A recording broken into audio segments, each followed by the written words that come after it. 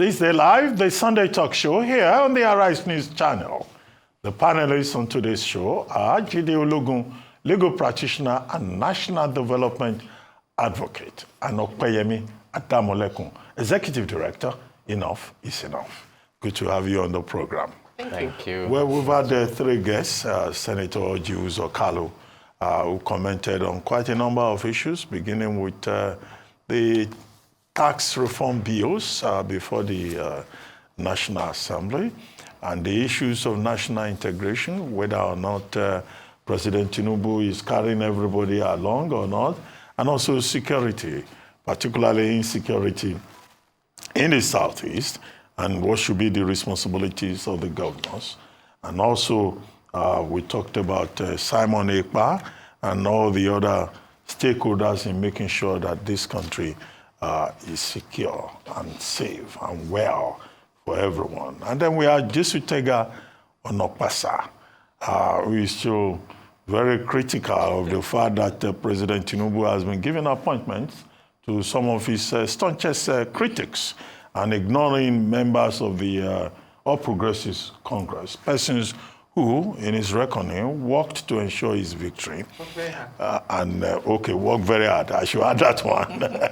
But as he says, the reality is that in 2027, if President Tinubu does not retrace his steps, members of the APC, many of them, will not vote for him because they work for the party and they expected that he would, give benefits to members of the party, not to people who have been calling him all kinds of names. On the other hand, however, he admitted that he supports Seyi Tinubu to become governor of Lagos State because he says Seyi Tinubu is his son, whereas he is disappointed in the father. And then, of course, he admitted that there is hunger in the land and that the hope that they promise, he thinks that that hope is lost. I don't think he said hope is deferred, but he was very categorical in saying hope is lost. But he was, however, supportive of the NNPC Limited, the resuscitation of the Port Harcourt Refinery, and also he thinks that former governor of Kogi State, Yahaya Bello, is being persecuted unnecessarily. And he was very clear in saying that Yahaya Bello is his friend, and he has not been convicted yet, and that he has no apologies for being his friend. Let me start with you, Yemi. The last guest, of course, talked about World AIDS Day and provided, useful enlightenment about what individuals should do and the responsibility of government at both national and subnational levels.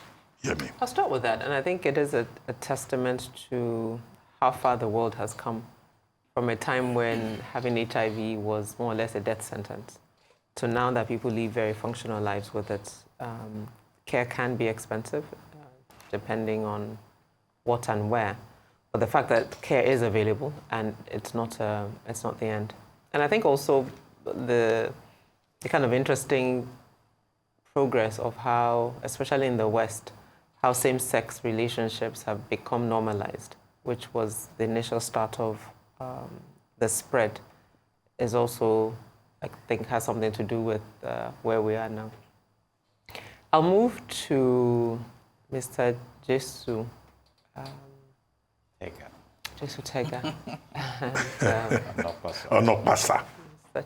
I think what's interesting, what I find interesting about his commentary is that he's quite consistent, and as much as he would basically as much as he's a die-hard Tinubu supporter, he's also, when he's critical about something, he criticizes with same level of vehemence that he supports him.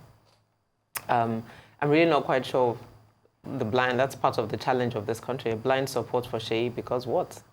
Because Seyi is Bola Tinubu's son, or because Seyi has done what exactly that makes him qualified to be governor? And it's very interesting that we're not talking about what capacity, what has he done, what are his character traits, what does he bring to the table beyond the fact that he's the son of the current president. There was an interesting engagement on Twitter when someone was supporting Seyi and the person said, oh, even better, let Tinubu be both president and governor of Lagos at the same time. And then he goes, you know what's even better? Let Tinubu be both president and governor of all 36 states. And we'll kuku know that since we want to be progressive. But I think my point is just the sort of almost entitlement that comes with any conversation about Sheyi being the next governor of Lagos. And I think what's interesting and what Lagosians seem to be very aware of is the power of propaganda and the power of messaging. We're already, 3 years out, and this has started. And if this continues to build, it becomes in some quarters almost par for course. And so if opposition exists in PDP or Labour, as the case may, or any other party, as the case may be, it's not something they should sleep on in terms of counter messaging around what does Lagos need and who is in the best position to provide that. And I've spent much more time talking about this than I planned to, but anyway, moving right along. I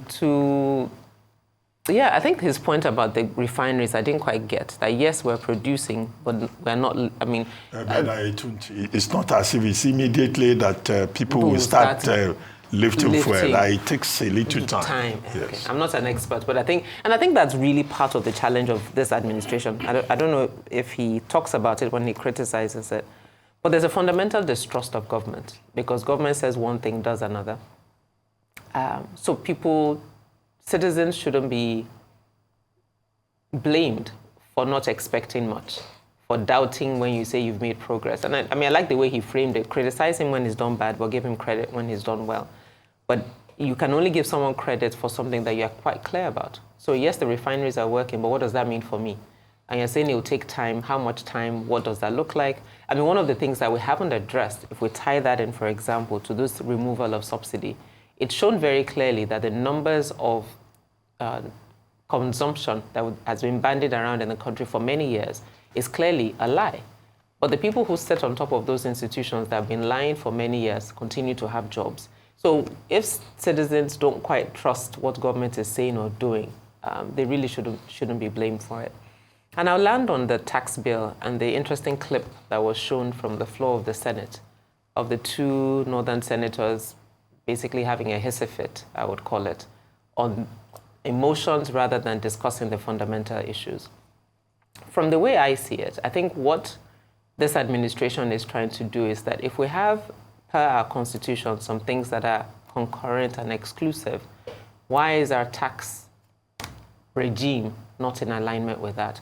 I think there's an article in This Day Today that spoke about the fact that the president, in again, typical fashion, just pronouncing a policy without thinking it through, instead of sending it to the National Assembly, should have spent the time, as the NEC had said, the National Economic Council, in engaging governors and engaging citizens so there's clarity and people understand what it means. We're talking about we want a true federal state.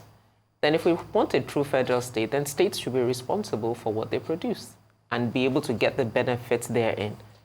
So if that is the framing of the conversation and citizens understand what that means in terms of tax, in terms of allocations, then it's a much better conversation than being emotive. A state can wake up and decide we want to be a tax haven. So if you bring manufacturing on this 5 products to our state, then you don't get taxed for 10 years. NIPC tries to do that with investment promotion, but it's something that states can leverage if you have a tax bill that plays to the strength of each state, rather than everybody assuming because we're sharing money, we should share it equally. We're not equal states, let's be clear, we're not. And so the fact that something produced in one state and shared across all 36 states just because is something that we need to discuss. As citizens, the citizenry in every state is different. The needs in states are different. Those who are near water have different needs than those who are landlocked. Those who have 5 million population have different needs than those who have 30. So if we don't engage, I should be able to wake up and say, I want to move to Anambra because the tax regime or the policies in the state suit my style of life, of living, or suits my business. And I think those are the conversations we need to have rather than an emotive conversation about this is affecting my people. And I think that ties to, lastly, Senator Kalu's comments, which I thought was very interesting. In one vein, he will speak about the president's ability to do better and the fact that the president worked and prepared to be president and worked to be president, in another vein, he will support the president. So I thought it was an interesting tactic of challenging the president of not doing enough, telling him that he has a unique opportunity to do something. And then in one vein saying, he's my friend, my children were in their house when I moved to Abia. So I thought it was an interesting strategy in criticizing but not coming across as being a very strong critic of what, in a sense, he thinks the president can do, but the president has failed to do, quite bluntly. So, yeah. Mr. Ologun, thank you. your take. Let me start with the tax reform bill. When you talk about reform, it's about bringing an improved change to what you have as the subsisting model. And there are about 4 bills before the National Assembly right now. And according to Senator Orji Uzor Kalu, he has come out to say this is a progressive step that the government is taking. Though he advised that the content be critically examined to ensure that the impact on the citizenry will be friendly.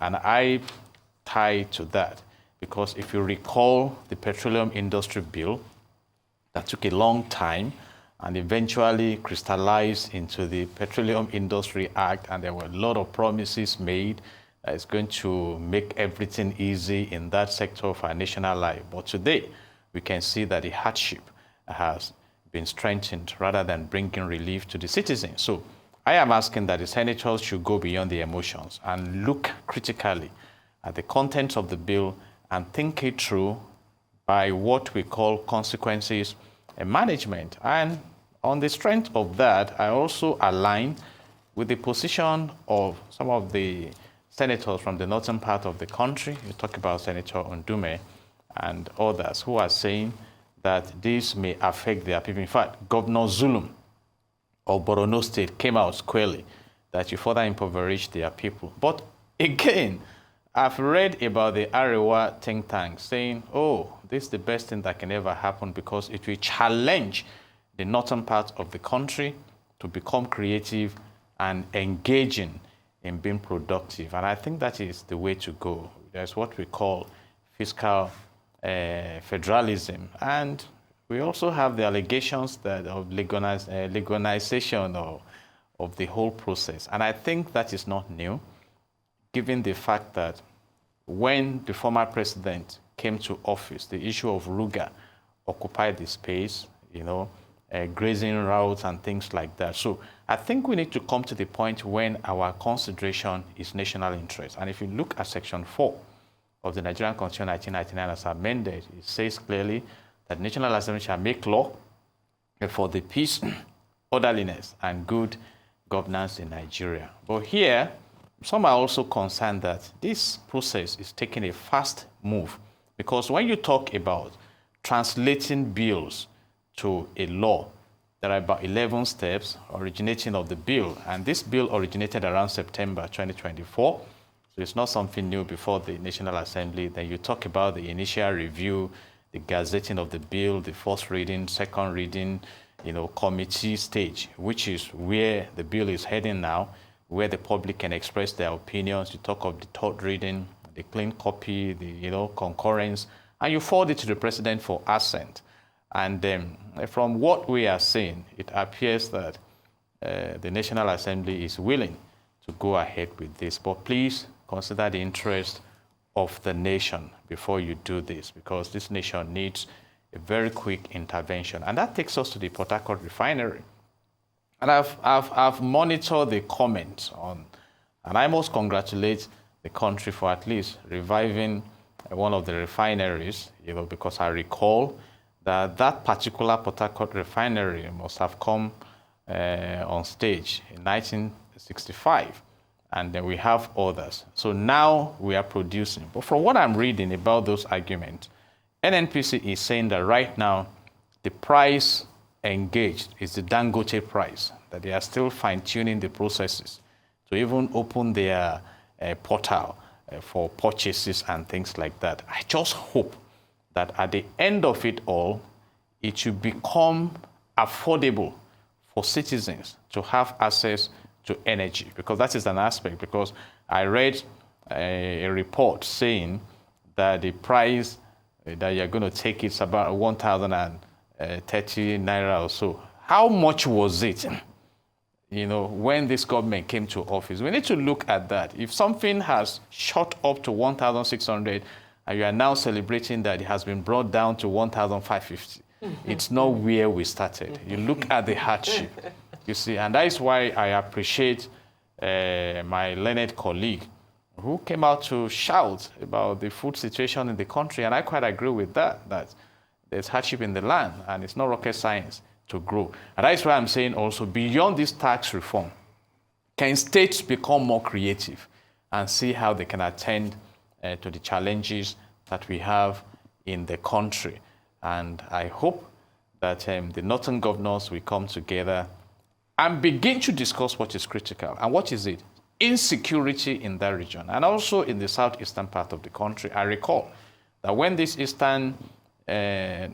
southeastern insecurity started, I said it, that don't allow your region to become a war ground for those who want to test their destructive powers, because at the point it becomes a lifestyle for people in that region who are already accustomed to this insecurity and the violence. And that's what we are beginning to hear. And Senator Ozo is in the Senate. Engage the government on trying to dekinetize the approach, because the truth is, if you attempt a journey to that part of the country now, you'll be grossly disturbed by the number of checkpoints and the militarization of the environment. So I think these are sacrosanct issues that should be given the front line right now. And I have said it, and permit me to echo, that the National Assembly is the unique feature of democracy. 109 senators, 160 ROS members. So engage the system to ensure that the interests of your constituents are well protected. And that brings us to the National AIDS Day. And the theme is quite instructive, that take the right path, my health, my right. So if you know that you have a right to a healthy living, why not be aware and educate yourself? And beyond HIV/AIDS, we've had other external shocks visiting us. You talk of the Ebola, you talk of the bird flu, you talk of the most recent one that brought the new normal, COVID-19. So, and some are saying more may still come, but it appears as if HIV/AIDS has been pushed to the background. But I read recently that amongst infants, there may be a surge now in this experience. So we need to be tidy in our sexual engagement. And of course, the information and education is very vital. But above all, I'm saying that please, this tax reform, look at it very well. Because one of the concerns of Senator Ndume is that it may appear that those who earn less than 800,000 may not need to pay tax. But what about the effect of the inflation? When the high taxpayers have the leverage to increase their prices, are you going to create a different market? But by and large, please, it's time for the National Assembly to sit up and realize that what affects the gate man may someday affect the employer who is in the bedroom on the waterbed. So Nigeria is for all of us. And Senator Ozokalu mentioned that this is democracy. Yes, we are all in it. So please put your best foot forward in protecting the interests of the citizens. And on the Port Harcourt Refinery, Doctor, I'm waiting to have sustainable monitoring to see how far we can go in this success, considering the competition and the battle in that sector. Well, thank you very much, Mr. Ologun. Thank you, Opeyemi. Let's go to France, where the president of Nigeria just had a state visit. Now, Chad's government has said it is ending a defense cooperation agreement with France, its former colonial ruler, to redefine the nation's sovereignty. The decision, which could lead to the withdrawal of 1,000 French troops stationed in the country, marks a historic turning point since the Central African nation gained independence more than 6 decades ago. Foreign Ministry spokesperson Abderrahman Lamala said in a statement on Thursday that the decision to end the agreement will allow Chad to redefine its strategic partnerships in line with national priorities. There was no immediate response from the French government, but the reality, what we know, is that France is on the back foot in Africa, either in the Sahelian region or in its former colonies in other parts of Africa. Senegal had to shut down military bases belonging to France in its country. Burkina Faso had to drive away French companies that are working in the mines, in the mining sector in that country. Niger, Mali, these are also countries that have redefined their relationship with France. And now you have Chad joining that at a time when it looks like France is looking towards the Anglophone countries, with Nigeria being treated like a pivotal, country in that new look at Africa. Kenya, Zambia are two other countries that France is trying to woo. Well, should we be excited as an Anglophone country, or should we say we are surprised that these Francophone countries are moving away from France? Mr. Ologun, let me start with you this time. Thank you very much. And let's start from the current romance of Nigeria with France. If you look at the business angle, it's quite applaudable.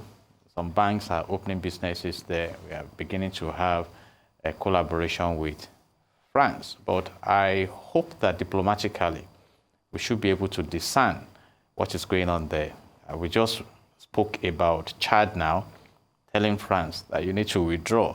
And it's so significant to note that Chad is like the logistical base for France military operations. And then Niger already... France military operations on the continent. Exactly, in Africa. And the Sahel bloc emerged to say we are quitting ECOWAS. And our president and commander-in-chief of the armed forces is the arrowhead of ECOWAS. And we need to be very careful how we go about this, because right now, the Sahel region is aligning with Russia.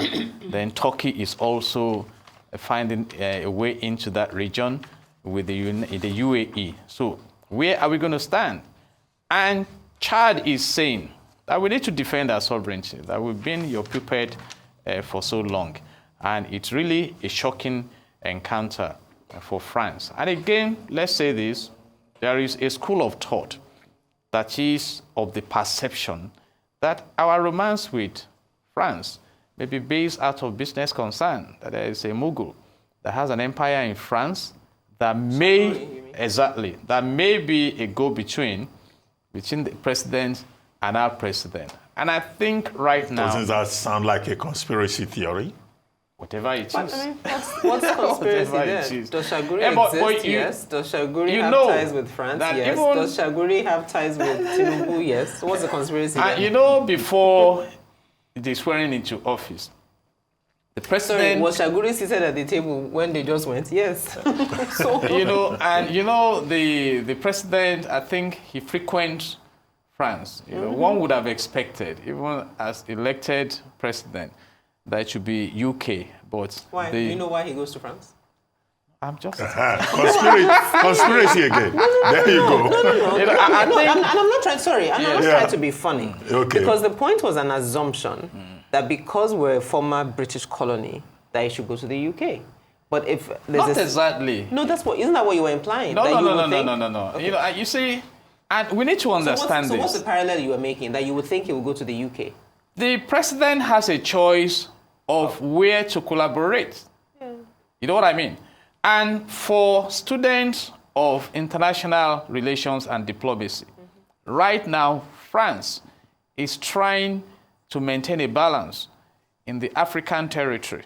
You see, and some nations are giving France stress. Or to seek new friends. New friends. That's the balance for them. And so that may make them also to probably push some investments towards Nigeria. But I think Nigeria at this point should be rising above this mentality of seeking this support and develop the strength we have and occupy the space amongst... We didn't go there to look for aid, though. You know, The president talked about investments. Sir, there are levels of investments. Let me say this. What happened to the investments of the former president? Constructing railway line to Maradi in Niger Republic. And as soon as he left office, what happened?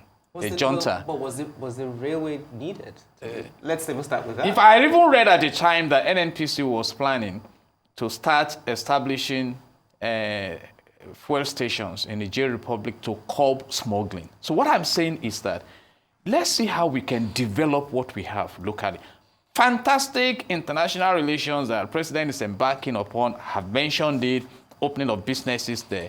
But we need to be careful. You know, a wise man said that it is better to measure 10 times and cut once than to measure once and cut 10 times, particularly when we realize that this Sahel region we are talking about, they are our neighbors, and the effect on the banditry we are fighting and insecurity should also be considered. So those are my submissions on that. But by and large, there appears to be a very honeymoon romance between Nigeria and France now. And we hope that Nigeria also will ensure that the advantages outweigh the disadvantages eventually. Hopefully. Opeyemi. I mean, I think, so 3 points. I mean, the Shaguri point, I think, is a valid point. It's not it is what it is. So whatever that means, left to be seen, number one. Number two, the point you were trying to make about the president visiting France, he has gone to France often, but he hasn't gone, at least to the best of my knowledge, in an official capacity like he did this time when there was a state visit and there were business discussions. So whatever personal missions take him there, as you rightly said, he can go wherever he chooses to go to. The third point is France's courting of Anglophone countries. And this is obviously not the first time.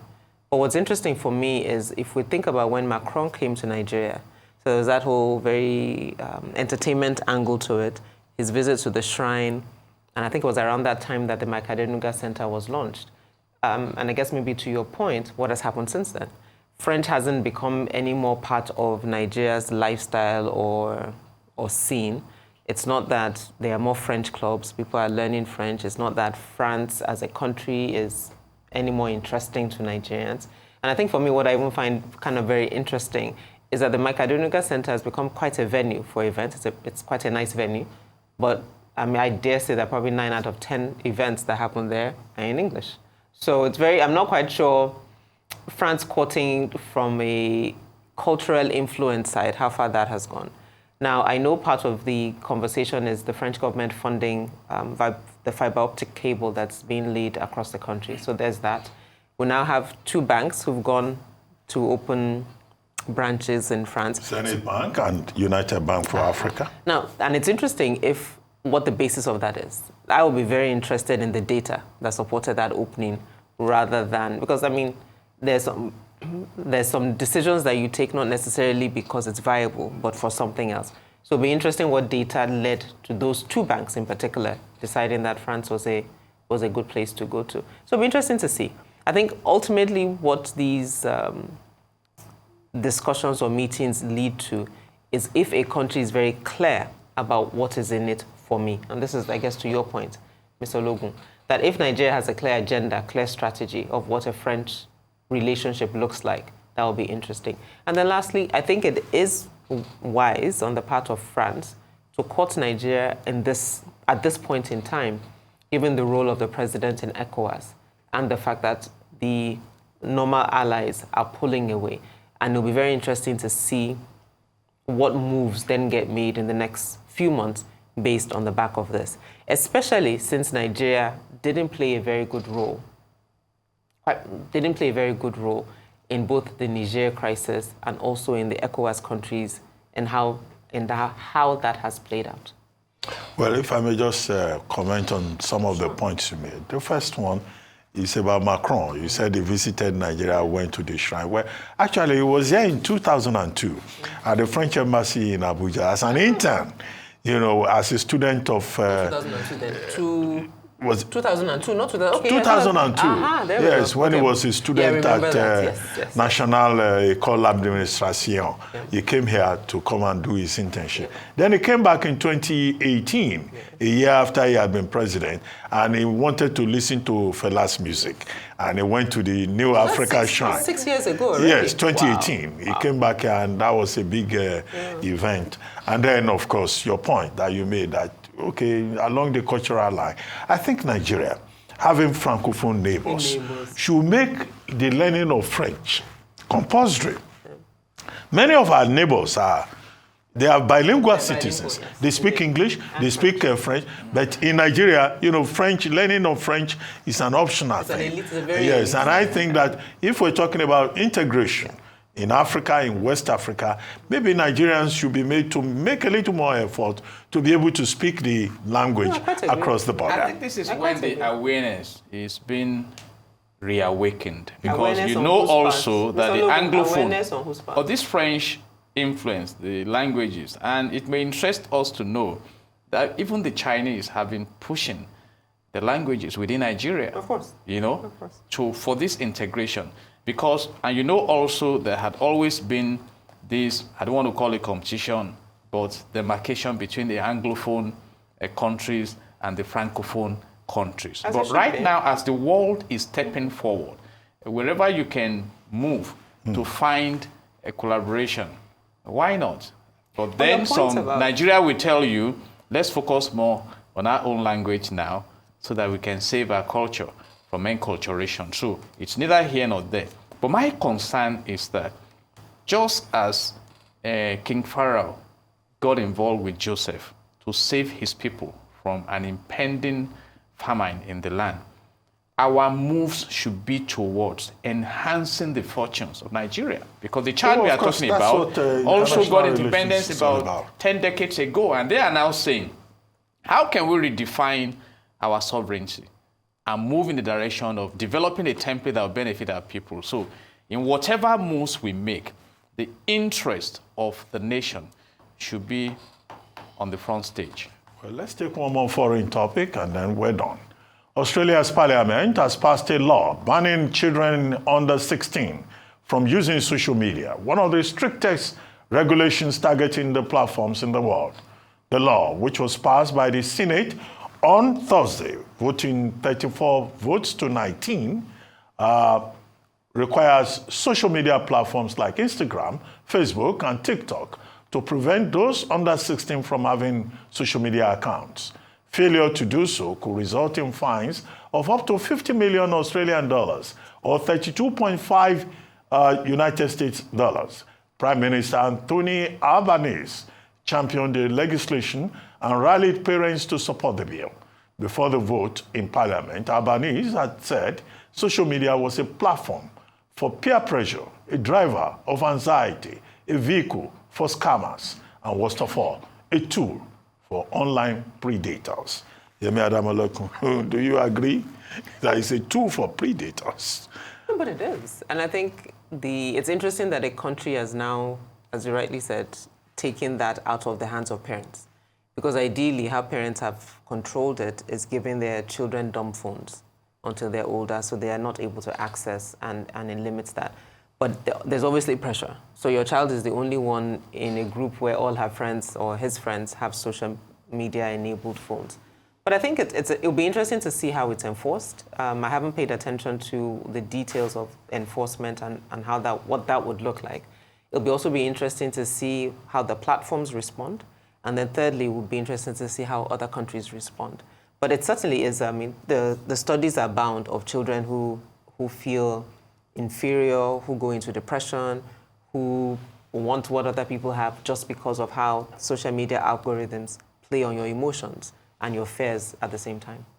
Well, Mr. Ologun, could it be overturned by the courts? Because when a similar step was taken in the state of Utah, in the United States, concerned citizens and parents went to court, and the court in the state of Utah ruled that, look, this is an abuse of the freedom of choice. And the court has the mandate to interpret the law, whether it's in the best interest of the citizens. But I also should say that the nation is rising up to engage some matters of concern to them. And like you mentioned, the implementation framework has not been crystallized. And I understand that platforms like WhatsApp that may encourage learning may be allowed. So they have their reasons for coming up with this. And some countries of the world may rise up to say this is too strict. But it's just like when some nations are trying to push gay marriages and same-sex, and some countries are saying we cannot move in this direction. And that is what we advocate, that countries should rise up and engage their concerns. And I should believe that the mandate for the lawmakers in Australia should be similar for that we have in Nigeria, which is making laws for the peace, orderliness, and good governance in the society. But we monitor and see how this will unfold. But basically, younger ones are expected to be protected, minors in particular. I think China took that step also. Well, France also, last year, but France was under 15, and there was a clause that, under 15 children should not be allowed to use social media without parental consent. Should we adopt a similar move in Nigeria?